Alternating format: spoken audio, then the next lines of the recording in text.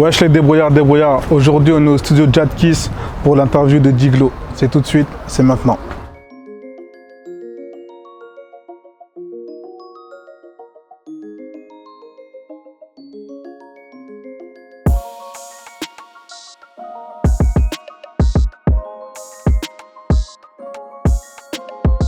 Bonjour Glody, merci de nous accueillir chez toi. C'est normal mon ref. Comment vas-tu? Je vais bien et toi?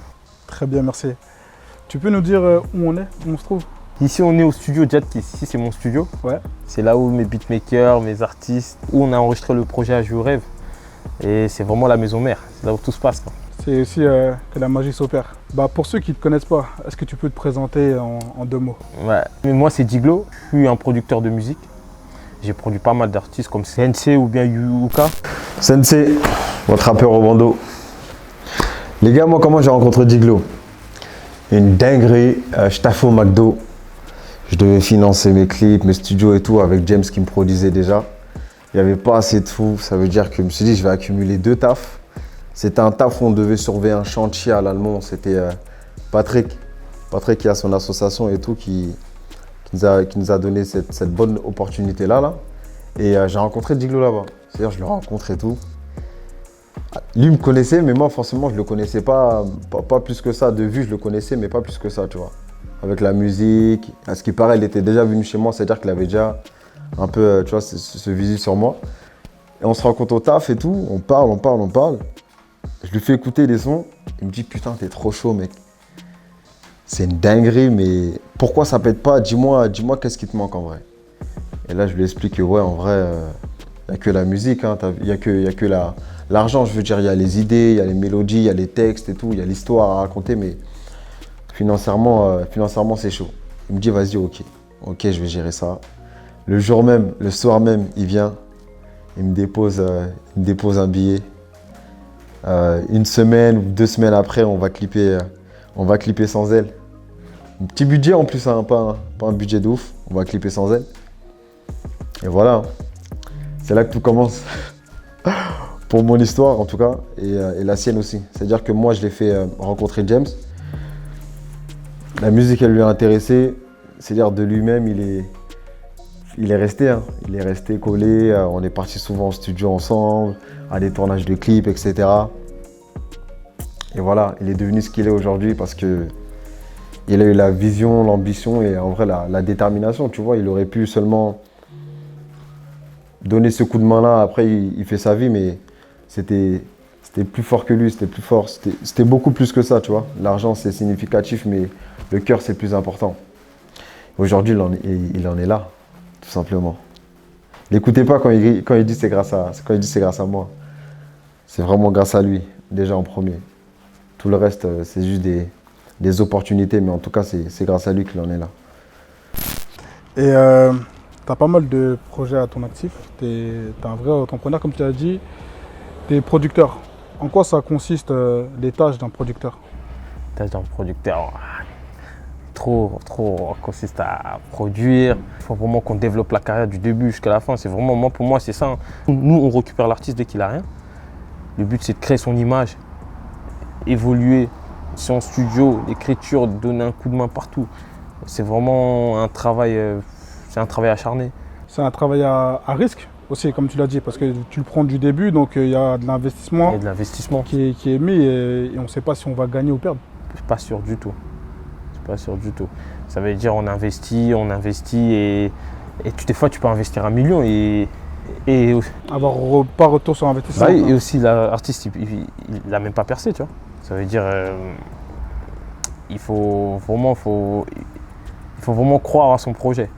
Mais avec beaucoup de risques comme ça, qu'est-ce qui t'a donné l'envie de te lancer dedans, hein, malgré tous les inconvénients que ce poste présente? Moi, ce qui m'a donné l'envie de me lancer dedans, c'est... Moi, je suis vraiment tombé dedans, on va dire, je suis tombé dedans par hasard. Tu vois, je suis tombé dedans par hasard. Au début, c'était pas du tout mon truc. Mais avec le temps, j'ai pris goût. Je me suis attaché. Et c'est vraiment devenu comme une passion. Aujourd'hui, c'est une passion pour moi. Quand je fais de la musique, je compte pas mes heures. Tu vois. Quand je vais produire, c'est naturel. C'est vraiment Je suis tombé dedans parce que un de mes artistes, dès que j'ai commencé à investir, j'ai pris le goût du risque et voilà.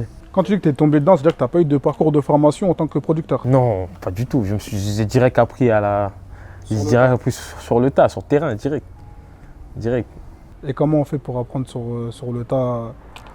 On va s'inscrire, il y a un entourage qui... Non, en fait, moi, je me dis que, sincèrement, moi, je me dis toujours comme dans tout, hein, il faut vraiment... plus tu fais les choses, c'est toujours petit à petit. Plus tu fais, plus tu apprends. Plus tu arrives des galères, plus ça te forme. Si demain, il y a un artiste, il part, ça t'apprend qu'il faut faire les contrats. Si demain, il t'arrive ça t'apprend qu'il fallait faire ce contrat-là. C'est vraiment dans le tas. La musique, ça, je me dis, il n'existe pas de formation, tu vois. Il n'existe pas de formation pour la musique. Tout le monde a appris dans le tas. Si eux, ils ont réussi, pourquoi pas nous, tu vois. Et voilà. Toi, en fait, tu es vraiment dans une mentale, soit tu gagnes, soit tu apprends, en fait. Ah oui, dans tous les cas. Dans tous les cas, je vais apprendre. Et jusqu'à aujourd'hui, est-ce que tu as beaucoup appris? Bien sûr. Ah là là. Tu savais. J'ai trop appris là. J'ai devenu un télo carrément. Bah oui. Bah oui. Quelles étaient les anecdotes par lesquelles tu es passé ou tu as appris? Quelles étaient les anecdotes par lesquelles je suis passé où j'ai appris? Bah, avant, exemple, je savais pas qu'il fallait faire des contrats. Je savais pas qu'il fallait faire les contrats et je produisais mon artiste, je produisais. Et il y a ils ont dit qu'ils sont approchés de nous, tout ça. Ils nous ont demandé, oh, c'est comment pour les signatures? Tac, j'ai dit, ouais. Je vais au rendez-vous, ils me disent, mais est-ce que vous avez un contrat avec l'artiste? Ils disent, non, mais c'est la famille. Tu vois, et ils disent, mais non, obligé d'avoir le contrat si demain vous voulez. Je dis, ah ouais, je suis revenu faire les contrats, laisse tomber. Donc pour les contrats, il fallait passer par un juriste, par un avocat. Il fallait prendre un avocat. Faut le payer. En plus, dès que tu apprends les prix au début des contrats, tu apprends que le contrat il coûte un salaire. Tu dis ah ouais, c'est réel en fait. C'est réel. Tu dis ah ouais, c'est réel. Et c'est là, je suis parti, tac, je suis parti voir l'avocat. J'ai payé, il m'a fait le contrat, tac, tac. Et c'est comme ça. Hein. Donc on n'a pas fini de payer en fait en tant que producteur. Non, jamais. Faut toujours envoyer. Tu t'arrêtes jamais de sortir de l'argent. Je te jure. En fait, tu n'as même pas le droit d'être. Je crois que tu n'as même pas le droit d'être en galère si tu es producteur. Si tu es en galère. Oui, parce que l'artiste peut t'appeler à tout moment. Tes artistes ou tes beatmakers, peu importe, tu vois, je sais pas si. On peut t'appeler à tout moment. Il faut payer ça, il faut payer la graphiste, il faut payer ça, il faut résoudre ça, il faut truc ça. Il y a toujours. C'est-à-dire qu'il faut toujours avoir un budget toujours à côté pour travailler. Toujours. Et comment est né Jadkiss? Jadkiss est né comment? Jadkiss est né à Mantes-la-Jolie en 2012. Hello, je m'appelle Pena Lawson, je suis chef d'entreprise et influenceuse sur les réseaux sociaux. J'ai connu Diglo il y a de cela 2-3 ans et à l'époque j'étais maquilleuse. Donc je devais maquiller pour un tournage en fait de la Jadkiss et très rapidement ça a matché avec Diglo, mais vraiment très rapidement. En fait, dès que tu le rencontres, il a cet esprit-là, en fait, hyper déterminé, hyper visionnaire, professionnel, en fait, tu vois. Et ça a du coup matché tout de suite, parce que moi aussi, du coup, je suis une femme très déterminée et ambitieuse. Et de là, on a tissé une grande amitié et tous les jours, il fait que de m'épater. Il bosse. Quand je l'appelle, toujours au volant, à bouger de gauche à droite. Et donc, je suis hyper méga fière de ce qu'il fait aujourd'hui, car vraiment, quand on dit quelqu'un le mérite, je suis vraiment bien placée pour le dire et il le mérite. Il bosse beaucoup. Ça, c'était James. James, c'est vraiment mon associé. Ça, c'est mon associé. Il a créé, mais au début, c'était juste une marque de vêtements. Et après, petit à petit, il commence à vendre un peu. À tout le monde. Et petit à petit, et un jour, on s'est associés. On s'est associés, on a commencé à produire. Et là, on a produit les Sensei, les Yuka. Et on a créé une boîte d'édition. Maintenant, on a fait des singles de platine. On a fait single de platine avec Weshden. On a fait single de platine avec moi, Akaïd. Là, on a ouvert le studio. Maintenant, on a un studio. On a vraiment développé ça. Là, on bosse encore la marque de vêtements. D'ailleurs, les casquettes. La marque de vêtements. On a le studio.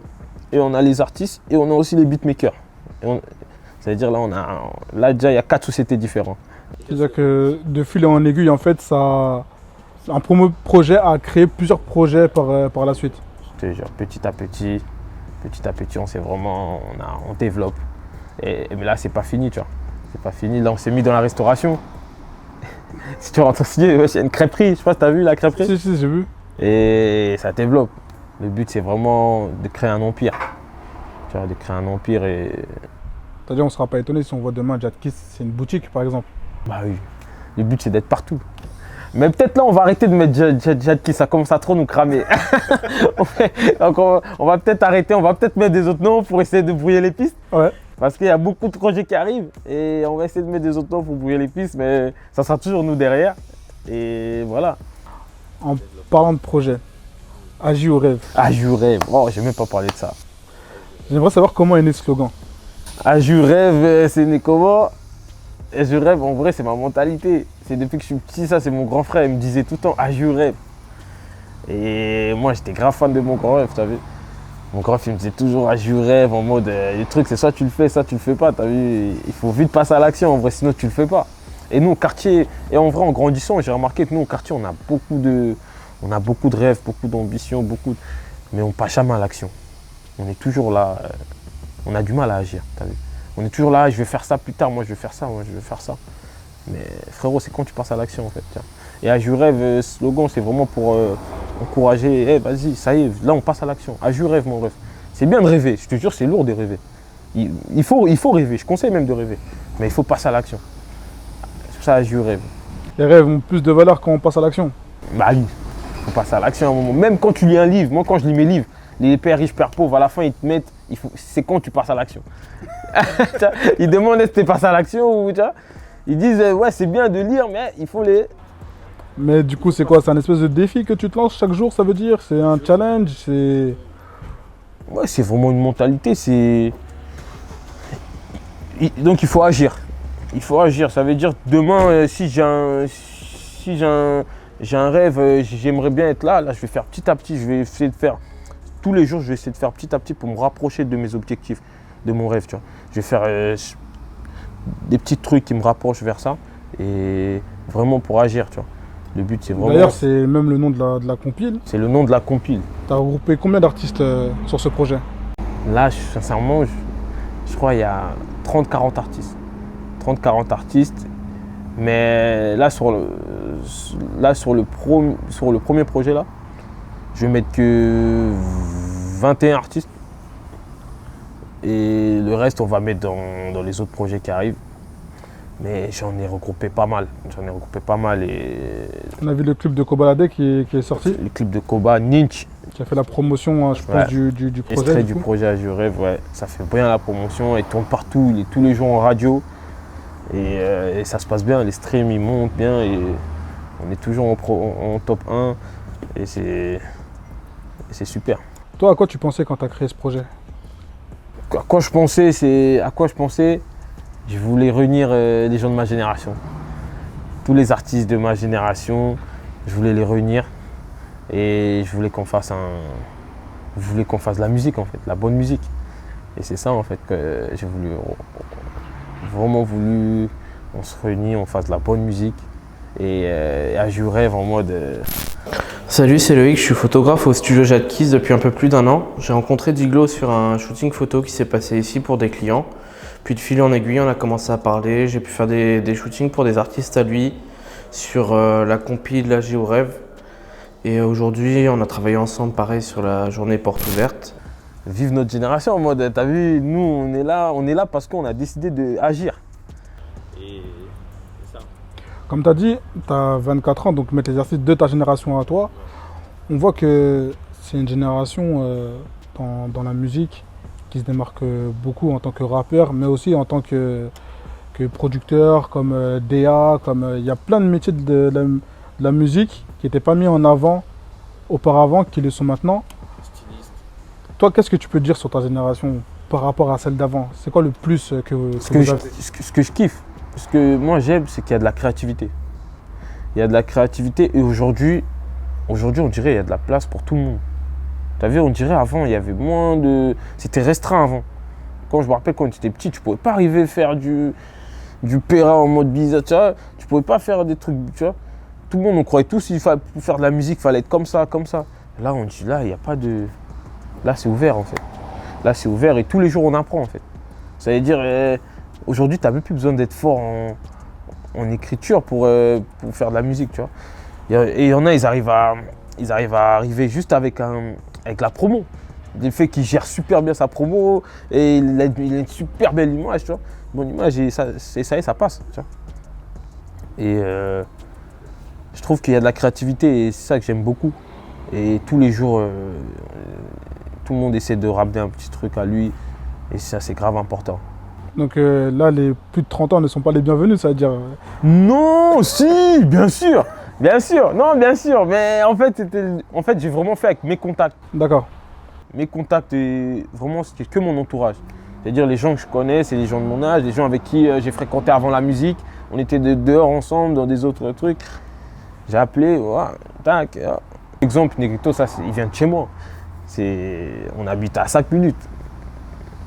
Ça veut dire, oh, Negrito, il répond présent direct. Je pense à... Ils sont pleins. Les Weshden, elle venait enregistrer dans mon studio tout le temps. Donc il y a Negrito et Weshden dans le projet. Negrito, Weshden dans le projet.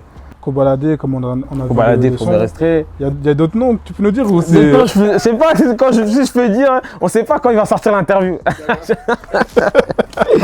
Mais il y aura la tracklist va arriver très... Tu gardes ça en surprise. Très vite, ouais. La sortie elle est prévue pour courant octobre, la rentrée. Ouais, vers la rentrée là. Là, on est déjà. On est déjà à la là, rentrée. mais bientôt là. Mais Là, bientôt, j'annonce la date. On a vu le clip sortir. Ouais, En fait, là, je mets que des avant-goûts. On voit comment ça se passe. Ouais. Et on va voir. Et on va envoyer. Mais il y a déjà une date de prévue. Et... Ah, t'as déjà la date en Ouais, tête, j'ai mais déjà tu... la date. Ouais, bah oui. Là, juste, on envoie les extraits, histoire de préparer le terrain. Et ça va arriver très vite. D'ailleurs, tu avais fait un cours d'écriture. Enfin, il y avait plusieurs ateliers au sein de ce J'ai studio. organisé une porte ouverte Porte ouverte, c'est ça? de 48 heures. Là, c'était là, le week-end passé. Là. Comment ça s'est passé? Ah, c'était un truc de fou. J'ai vu un peu les snaps et tout. C'était... Un truc de fou. Il y avait pas mal de monde. Hein. Jamais vu. J'ai réuni plus de 300 personnes. Jamais vu. Dans un studio à 160 mètres carrés quand même. Ça venait de partout, j'imagine. Ça venait de partout. Ça venait de partout. Et l'idée, je te jure, à la base, quand je fais la journée de porte ouverte, je pensais pas à tout ça. Moi, c'était vraiment, je voulais, vu que moi, dans mon studio, on fait plusieurs thèmes. On fait les cours d'écriture avec NC, on fait des formations, on essaie de former un peu les jeunes, hitmaker. C'est-à-dire, je me suis dit, on va ouvrir les portes gratuites pour laisser au grand public, aux jeunes qui n'ont pas un, pour apprendre le métier de la musique. Tout, il y avait les maquilleuses, il y avait les stylistes. J'ai ramené vraiment, j'ai essayé de... Ah, il n'y avait pas principalement que des rappeurs en fait, il y avait tout corps de métier. Non, j'ai essayé de regrouper tous mes amis qui travaillent dans la musique dans n'importe quel métier. Que ce soit le styliste, que ce soit le maquillage, que ce soit les DA, que ce soit les managers, que ce soit les producteurs. Il y avait tout le monde, il y avait du tout. Et ça veut dire, quand les gens venaient, ils avaient vraiment le choix. Tu veux faire cours d'écriture avec NC, tu veux faire les cours d'ingé, tu veux faire les cours de hitmaking, tu veux faire des cours de... apprentissage, comment tu vas produire, comment ouvrir une boîte d'édition. Moi, j'étais là pour ça. Il y avait James qui était là pour ça. Et on était vraiment... Et on ne s'attendait pas à tout ça. Au début, carrément, les premières heures, il n'y avait personne. Au début, c'était calme. Ils arrivaient un par un. Et vers un moment 15-16 heures, Ouais, j'ai vu les vidéos laisse tomber. sur le Snap Studio Jad Ça, on en parlait de Sur Hardy aussi, j'ai vu pas mal de vidéos. Il y avait pas mal de monde. Et pas mal de monde. Et des artistes ont répondu présent. Des amis artistes, ils ont répondu présent. Negrito, DJ Zone Samba, je pense à Yuka. Yuka, c'est mon artiste, ça c'est normal. Ils ont répondu présent et c'était lourd. Non, en tout cas, très bonne initiative pour la musique. Hein. Ouais. Le fait de fédérer comme ça, c'est ça. Le but, c'était vraiment d'ouvrir la porte à tout le monde. Et je pense qu'on peut vraiment être très fiers de nous. C'est bien passé. Et même là, jusqu'aujourd'hui, ça en parle encore. Je passe, la journée porte ouverte, merci. Je reçois des messages, on reçoit des mails. Oh, je suis passé à la journée porte ouverte. Même moi, ça m'a ouvert un carnet d'adresses en fait. Tu vois, des beatmaking. Et il y a plein de gens, ils sont venus, ils ont posté. Oh, moi, j'ai envie de travailler. Plein de gens, Et c'était cool. Ah, c'est cool, le fait de fédérer. En parlant de fédération aussi, je pense que le projet, ça en fait partie, c'était pour le fait de fédérer. Tu parles des artistes qu'il y a dessus, mais est-ce que tu as eu des beatmakers aussi à toi qui ont fait des sons pour... Ouais, en fait, moi, ce que j'ai fait sur vraiment le projet À Jour Rêve, j'ai essayé de faire le projet dans mon studio avec mes beatmakers et vraiment m'occuper de tout de A à Z. En gros, ça soit un projet 100% Jadkiss. 100% Jadkiss. Je voulais vraiment que ça soit 100% Jadkiss. Le projet, je ne pouvais pas l'appeler Jadkiss parce que c'est pas tous les artistes qui sont chez moi, tu vois. Ok, ouais. C'est pour ça. Mais je voulais vraiment que ça soit 100% à la prod. Je voulais travailler dessus. Je voulais avoir la main partout. Je me présente, je m'appelle Madji. Je suis compositeur, producteur, beatmaker. Alors, comment j'ai rencontré Jiglo? Tout a commencé. Déjà, c'est un hasard. Il faut dire que c'est un hasard. Je suis arrivé au studio pour assister à une séance parce qu'il y avait un artiste qui posait sur une prod à moi. Donc, j'ai été invité à la séance juste pour assister. Et à la fin de la séance, en rentrant, en descendant en bas pour récupérer ma voiture dans le parking, Jiglo, il m'a attrapé et il m'a demandé ce que je voulais faire, mes ambitions. On a parlé, on a pu échanger un peu. À la suite de ça, on a commencé à collaborer dès la semaine suivante où il m'a fait venir au studio. J'ai pu rencontrer Yuka. C'est le premier artiste avec qui j'ai noué des liens au studio. Et aujourd'hui, je me retrouve signé en édition avec le studio Jadkiss, avec Jiglo, James et toute l'équipe. Ça veut dire il y a mes beatmakers, je pense à Madji, je pense à Youss et je pense à NK Jones, je pense à Max Esseni. C'est d'ailleurs qu'on a bien travaillé je pense même à Lizzy Prod. Et c'était plusieurs. Et après on a eu des autres beatmakers qui ont voulu me donner un coup de main. Ouais. Mais la plupart des sons du projet, C'est concentré sur... c'était concentré sur Même les ingés aussi, pareil ou... tous mes ingés. Et je Ok. pense à un Zixo Paris. Ailleurs, moi c'est Zixo de Paris, ingé son à Jadkiss. Comment j'ai rencontré l'équipe? Jiglo c'est un ami de longue date, en vrai. J'avais entendu parler qu'il construisait un studio à côté. On est rentré en contact et puis quand je suis arrivé, le studio il n'était pas encore ouvert. Et le lendemain on a décidé d'ouvrir le studio. Et ça s'est bien passé. Depuis 2 ans s'est écoulé. En novembre, ça fait 2 ans officiellement. On a enregistré pas mal de projets. Des projets à succès. On a eu Vroom Vroom. On a produit des sons, participé au projet de Weshden. Beaucoup de projets. Là, on sort une compile. Très méchant, À Jour Rêve. Ça arrive dans les bacs. Je suis l'ingé officiel du projet. J'ai enregistré et mixé 90% du projet. Et l'équipe elle est focus, on aime ce qu'on fait, tout le monde est là. Il y a Jadkiss, À Jour Rêve. Je pense à Paki, je pense à Chris, je pense à Sils. C'est vraiment, j'ai fait que... Donc la plupart des morceaux de la compile ont été créés ici même. Ici avec mes ingés et mes beatmakers, sur place. Ok. Et je voulais savoir la définition d'un débrouillard pour toi. Définition d'un débrouillard, pour moi, c'est un mec qui lâche pas l'affaire. Même quand il tombe, il se relève. Quand tu tombes, soit tu restes par terre ou soit il se relève et il continue toujours. Et c'est ça un débrouillard, c'est vraiment quelqu'un qui cherche toujours la solution. Trouve toujours sa solution pour s'en sortir. Tu vois. Malgré tout ce qu'il peut avoir, aucune cité à des barreaux, tu vois. Tout ce qu'il peut avoir, toujours voir tout droit. Ne jamais lâcher l'affaire. Jamais lâcher l'affaire. En tout cas, merci à toi, Glody, de nous avoir reçus. Normal. Là, pas de date pour le projet, encore de cette interview. À suivre. Donc, on espère qu'il sera sorti d'ici là. Mais en tout cas, merci à toi. Et qu'est-ce qu'on peut te souhaiter pour la suite de ta carrière? Du courage. Beaucoup de courage. La force en honneur. Merci. Merci.